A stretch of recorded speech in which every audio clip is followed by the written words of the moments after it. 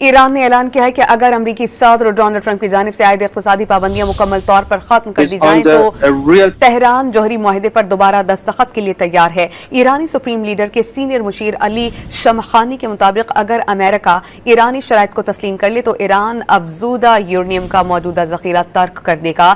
मजीद कहना था कि ईरान यूरेनियम की अफजूदगी को सिर्फ सिविल सतह तक महदूद रखने पर रजामंद है, ताहम इसके लिए अमरीका को पाबंदियां मुकम्मल तौर पर खत्म करना होंगी।